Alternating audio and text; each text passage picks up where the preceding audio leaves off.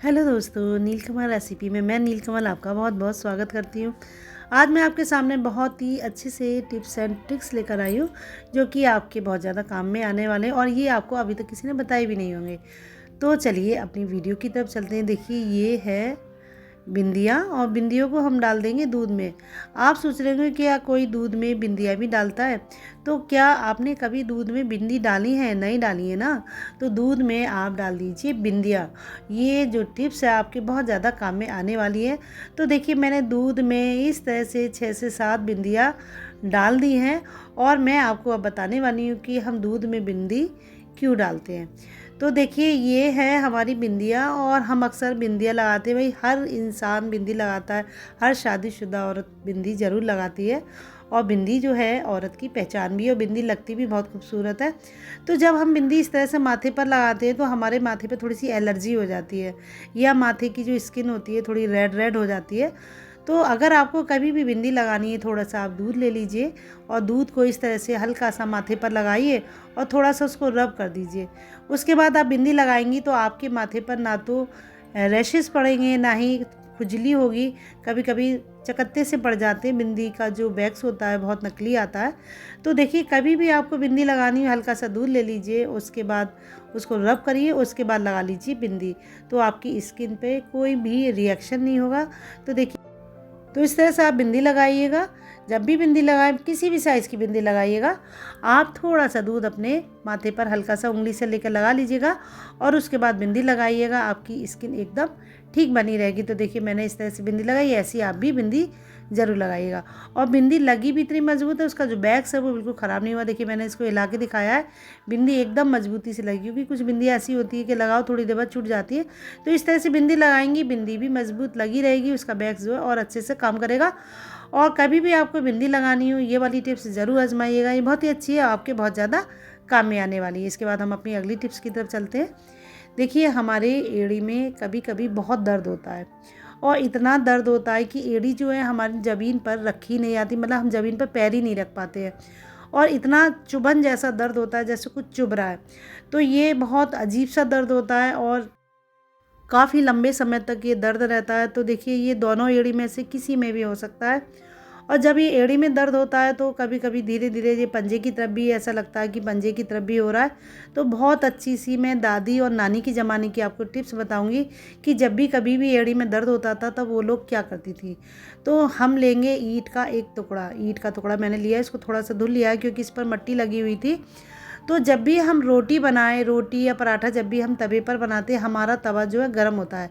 तो हमें गैस को कर देना एकदम लो फ्लेम पर और ईंट को हमें इस पर रख देना है। और रखने के बाद कम से कम 4 से 5 मिनट हमें इसको गर्म होने देना है, जिससे ईंट जो है बहुत अच्छे से गर्म हो जाए। अब कुछ लोग सोच रहे होंगे कि अगर हमें ईंट को गर्म करना है तो सीधे सीधे उसको बर्नर पर क्यों नहीं रखा। तो हमें गैस के बर्नर पर नहीं रखना है, हमें रखना है जो हमने रोटी बनाई है तवे पर, उसी तवे पर हमें ईंट को रख देना है। और रखने के बाद हमें 4-5 मिनट इसको अच्छे से गर्म होने देना है। और ईंट जब ज़्यादा गर्म हो जाएगी तो अगर हम उसको कपड़े में लपेटेंगे तो कपड़ा हमारा जल जाएगा, इसलिए मैंने इसको तवे पर रखा है। और तवे पर हम ईंट को रखेंगे तो ये हमारी ज़्यादा काम में आने वाली टिप्स है। तो देखिए ईंट अच्छे से गर्म हो गई है और गर्म होने के बाद ये हाथ से छुई नहीं आ रही, तो मैं इसको चिमटे से उठाऊंगी। हाथ से नहीं उठाएगा क्योंकि आपका हाथ जल जाएगा। तो देखिए मैंने चिमटे से ईंट को उठा लिया है और उठाने के बाद मैंने लिया एक कॉटन का कपड़ा। तो मैंने कॉटन के कपड़े की जगह मैंने ले लिया है कॉटन का रूमाल। कोई भी कपड़ा आप ले सकती हैं लेकिन कपड़ा जो है कॉटन का ही होना चाहिए। तो देखिए मैंने इस तरह से कपड़े पर ये ईंट रख दी है और इसके बाद मैं चारों कोने इसके इकट्ठा करते हुए जिस तरह से पोटली होती है उसी तरह से पोटली की शेप इसको मैं दे दूँगी। और इसके बाद जो हमारी एड़ी, जहाँ पर हमारी एड़ी में दर्द है, जहाँ पर हमें महसूस होता है कि कुछ चुभन सी महसूस होती है, उस जगह पर हम इस ईंट से सिकाई करेंगे और सिकाई करते करते आपका दर्द एकदम जादू की तरह गायब होने लगेगा। ये बहुत अच्छी सी टिप्स है। तो मैं आपको बताऊंगी कि आप ईंट से किस तरह से सिकाई कर सकते हैं। अच्छा, कपड़ा लगा के सिकाई इसलिए बताया क्योंकि ईंट आप हाथ से पकड़ेंगी तो वो इतनी गर्म होगी कि आपका हाथ भी जल जाएगा और पैर भी जल जाएगा। तो मैंने कपड़े पर इसलिए इसको बांध दिया है, पोटली की तरह कर दिया है कि पकड़ने में भी आसानी से रहेगी। और इस तरह से आप देखिए अपनी एड़ी के चारों तरफ और एड़ी पर इस तरह से सिकाई करेंगे तो आपकी एड़ी का दर्द बिल्कुल ठीक हो जाएगा। तो ये आप दिन में 2 बार इसको कर सकते हैं और स्पेशली अगर आप रात को सोते समय करेंगी तो आपकी एड़ी का जो चुभन वाला दर्द होता है वो बिल्कुल ठीक हो जाएगा।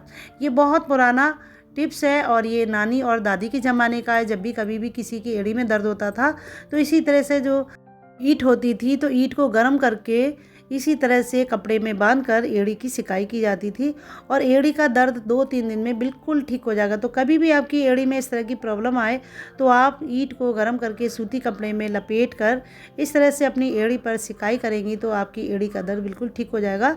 और ये दर्द ऐसा होता है, पता ही नहीं चलता है कि किस तरह का दर्द है, वो बहुत ही दर्द होता है, चलना फिरना मुश्किल हो जाता है। तो इस तरह से आप 2-3 दिन सिकाई करेंगे, देखिए जादू की तरह आपके पैर का जो एड़ी का दर्द है एकदम ठीक हो जाएगा।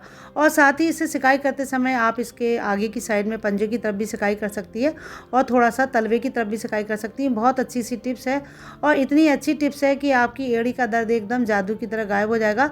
और जब आपने अच्छे से सिकाई कर ली उसके बाद ये थोड़ी सी गर्म हो रहा है तो आप एड़ी को इस पर इस तरह से रख कर बैठ जाइएगा 4-5 मिनट, तो आपका जो बचा खुचा दर्द है वो भी बिल्कुल ठीक हो जाएगा।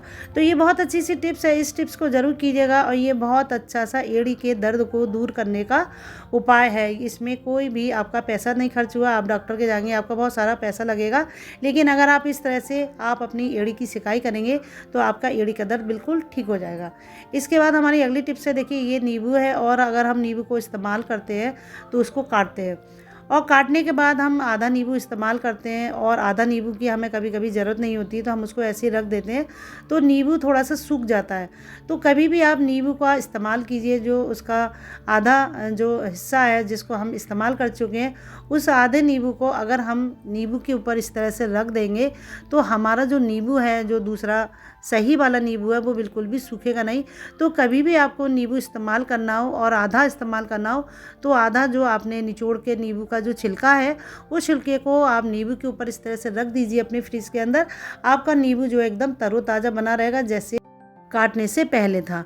ये बहुत अच्छी सी टिप्स है, आपका नींबू एकदम तरोताज़ा रहेगा। तो देखिए मैंने इस तरह से नींबू को रखा है और नींबू को रखने के बाद इसको मैं 2 दिन बाद इसको देखूंगी तो हमारा नींबू बिल्कुल जैसे पहले जैसा था वैसा ही रहेगा। तो कभी भी आप नींबू के छिलकों को फेंकिएगा नहीं, आधे नींबू के छिलके को आप इसी तरह से नींबू को परख कर अपने फ्रिज में रख दीजिएगा।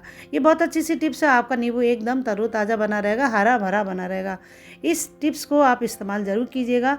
अपने नींबू के छिलके को आप कभी भी फेंकिएगा नहीं, उसको हमेशा नींबू के ऊपर इस तरह से रखकर फ्रिज में रख दीजिएगा। इसके बाद है हमारी अगली टिप्स, ये टिप्स है मटर छीलना बहुत ही कठिन काम होता है, नाखूनों में दर्द होने लगता है और कभी कभी नाखूनों में हल्का सा घाव हो जाता है। तो कुछ नहीं करना है, बस हमें एक कैंची लेनी है, जैसे हम कागज़ काटते हैं ना उसी तरह मटर के पिछले हिस्से को कैंची से काटिए और इस तरह से देखिए कितने अच्छे तरीके से ये मटर छिल जाएगी।